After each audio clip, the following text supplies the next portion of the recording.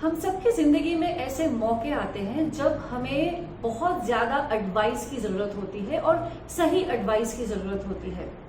अगर हमें ये सही एडवाइस वक्त पे ना मिले तो वो हमारे लिए बहुत ही मुसीबत खड़ी कर सकती है।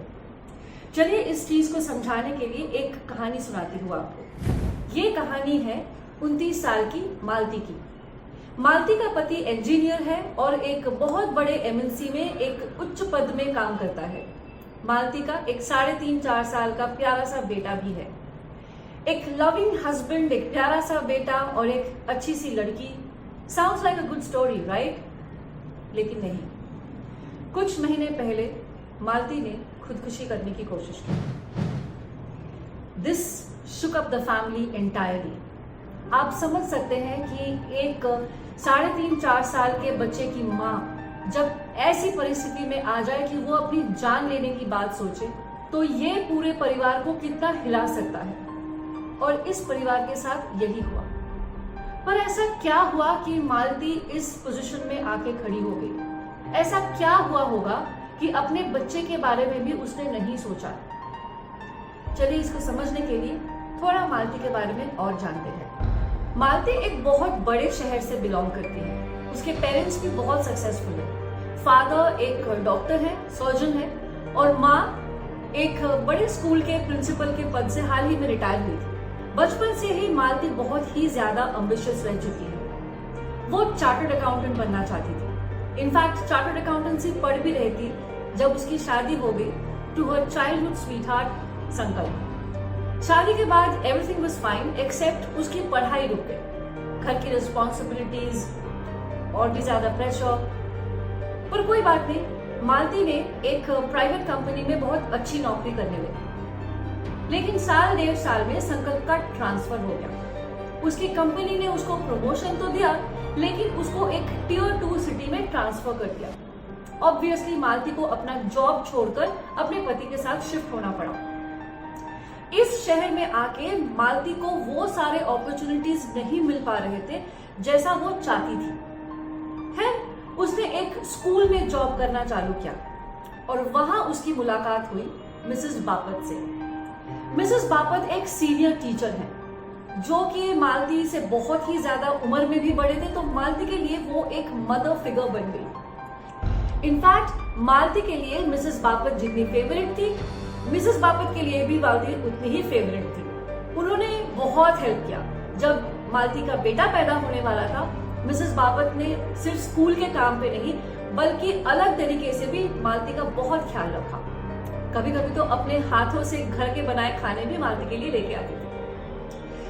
पर बच्चा पैदा होने के बाद मालती के लिए जॉब और घर दोनों को संभालना थोड़ा सा मुश्किल हो गया। धीरे धीरे उसको ये समझ में आने लगा कि नानी के पास बच्चे को छोड़ के काम पे आना थोड़ा मुश्किल हो रहा है। अब उस छोटे शहर में कोई अच्छे क्रैश भी नहीं मिल पा रहे थे। ये सब परेशानी जो है मालती ने मिसेस बापत के साथ शेयर किया। मालती ने जब अपने प्रॉब्लम्स मिसेस बापत के साथ शेयर किया तो उन्होंने वही एडवाइस दिया जो उनको ठीक लगा।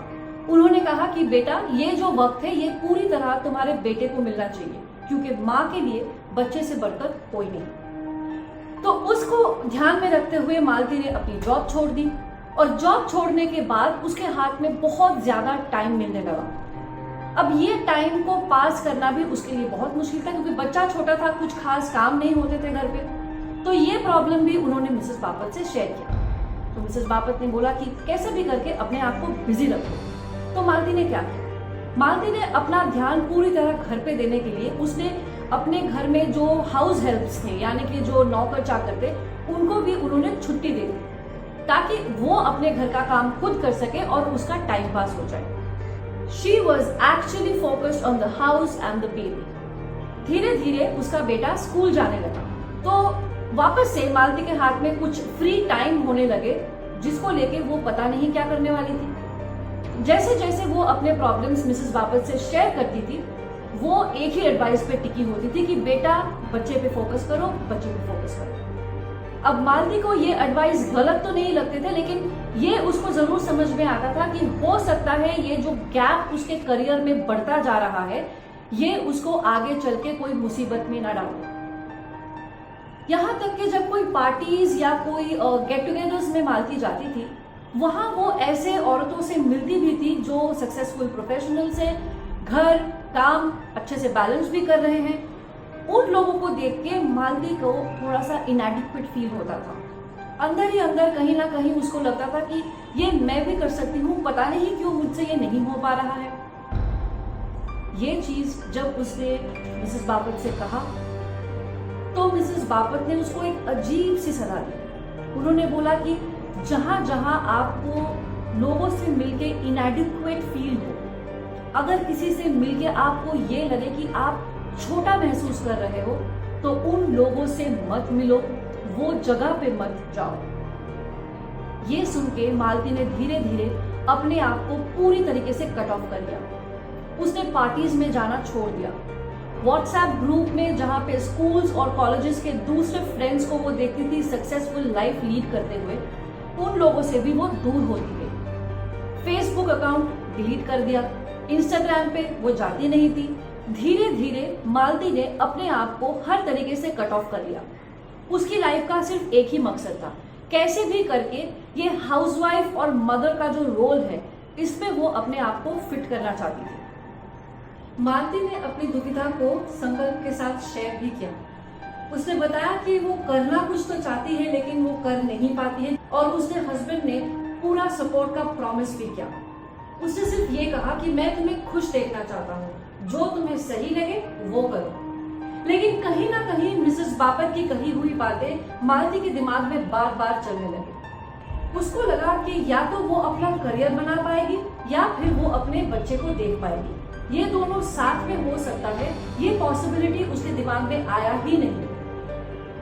अब थोड़ा सा इसको दूसरे एंगल से देखते हैं। मिसेस बापट जो है वो एक सीनियर लेडी है और वो भी बहुत ही कम उम्र से जॉब करने लगी थी। इनफैक्ट वो तो मालती से भी कम उम्र में से ही जॉब करने लगी थी। मिसेस बापट के 2 बच्चे हैं, बेटा और बेटी।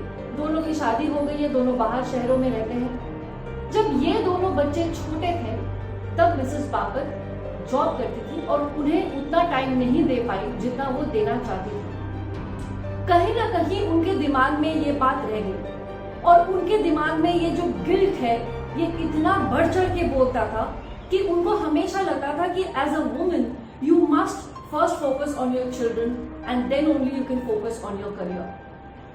अब मिसेस बापट क्यों ये दोनों चीजों को बैलेंस नहीं कर पाई ये तो हमें नहीं पता, लेकिन उनका ये जो सजेशन है जो वो मालती को बार बार देती रहती थी, इसके पीछे कहीं ना कहीं उनकी निजी अनुभूति बहुत बड़ा हाथ रखता है।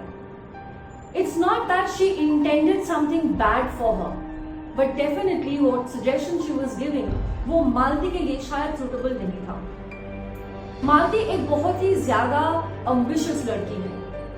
उसके लिए ये सजेशन कि तुम पूरा सब कुछ छोड़ छाड़ के घर पे बैठ जाओ, it was not the right kind of feeling that she was wanting to experience.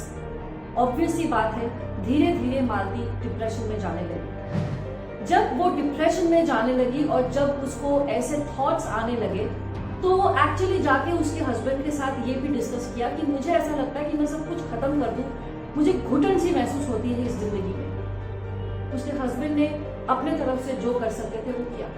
उसको लेके साइकियाट्रिस्ट के पास गए और वो एंटी डिप्रेसिव पिल्स लेने लगे। लेकिन वो जो अंदर की फीलिंग है, that feeling of inadequacy, that feeling of not being enough, that was crippling her. Malti को ये लगा कि वो एक अच्छी बेटी बन सकती थी, एक अच्छी पत्नी बन सकती थी, एक अच्छी माँ भी बन सकती थी और वो सारे रोल्स वो निभा भी रही थी। लेकिन कहीं ना कहीं वो अपने लिए भी जीना चाहती थी as a successful career woman. वो नहीं कर पाई। ये पूरे वीडियो में मैं बिल्कुल इस डिबेट पे नहीं उतरना चाहती हूँ कि मदर के लिए काम करना जरूरी है कि नहीं, वो सही है कि नहीं। यहाँ पे हम सिर्फ एक चीज की बात कर रहे हैं और वो है रॉन्ग एडवाइस।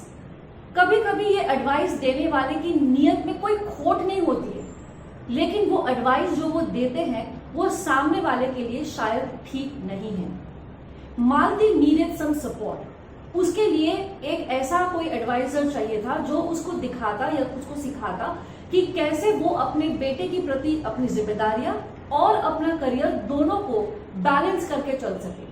उसके हस्बैंड ने उसको पूरा सपोर्ट दिया, फिर भी उस चीज को बैलेंस करने का तरीका कोई उसको सिखाया नहीं, सिर्फ ये बोला कि ये भूल जाओ और ये करो। Sometimes it is not the intention that is the problem. It is the actual advice that you receive from somebody. हमारे जिंदगी में ऐसे सारी दुविधाएं बहुत होंगी जब हमको कोई बहुत ट्रस्टवर्दी लगेगा, लेकिन उनके एडवाइस हम पे लागू होता है कि नहीं, वो एडवाइस हमको लेना चाहिए कि नहीं, ये हमको खुद को सोचना पड़ेगा। तो हम कैसे समझे कि हमें कोई एडवाइस अगर सामने से मिल रहा है and that too from a person whom we can genuinely trust, वो एडवाइस हमारे लिए सही है या नहीं? इसको जानने का सिर्फ एक तरीका है।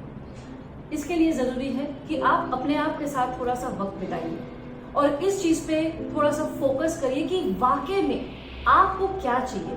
Where do you see yourself maybe 10 months from now or maybe 1 year from now? आप कहाँ पे अपने आप को देखना चाहते हैं, पहले उसको अच्छे से समझिए और वो क्लैरिटी आने के बाद अब सामने के जो एडवाइस है उसके साथ उसको तोल मोल के देखिए कि ये एडवाइस क्या आपको वहां तक लेके जाता है। अगर हाँ तो जरूर उस एडवाइस को फॉलो करिए, लेकिन अगर नहीं तो जरूरी है कि आप कोई ऐसे इंसान से बात करें जो आपको आपके चुने हुए मंजिल तक पहुंचा सकते हैं। खैर, मालती आज ये सब कश्मकश से बाहर है। Thankfully, she has found a helper, a coach who is guiding her, who is mentoring her to come out of that dilemma. In fact, मालती अपने ही घर पे बैठ के अपना एक छोटा सा बिजनेस स्टार्ट करने वाली है, जिससे कि वो आगे चल के ऑनलाइन बढ़ा भी सकती है। All she needed was that right guidance, where she did not have to feel inadequate. Rather, all she needed was to discover her own powers. ये दुविधा आपके साथ भी कभी ना कभी हो सकता है। So just remember, the advice may not be bad. The person giving the advice may not be bad. But whether that advice is applicable to you or not, ये डिसीजन आपको लेना है। मालती की स्टोरी को बहुत करीब से मुझे देखने का मौका मिला है, इसलिए मैंने ये स्टोरी आपके सामने रखी है ताकि इसमें से आपको कोई अच्छी सी सीख मिल जाए। अगर ये स्टोरी आपको अच्छी लगी, अगर ये वीडियो आपको अच्छा लगा है तो जरूर इसको थम्स अप दीजिएगा, और अगर ये वीडियो आपको अच्छा नहीं लगा है तो थम्स डाउन दीजिए ताकि मुझे समझ में आए कि आपको क्या देखना पसंद है। Thank you very much if you are still watching this video. If you have not yet subscribed to my channel, please do so by hitting the subscription button and also hit the notifications bell so that you can never miss out on any of my videos. आज के लिए इतना ही। नमस्कार।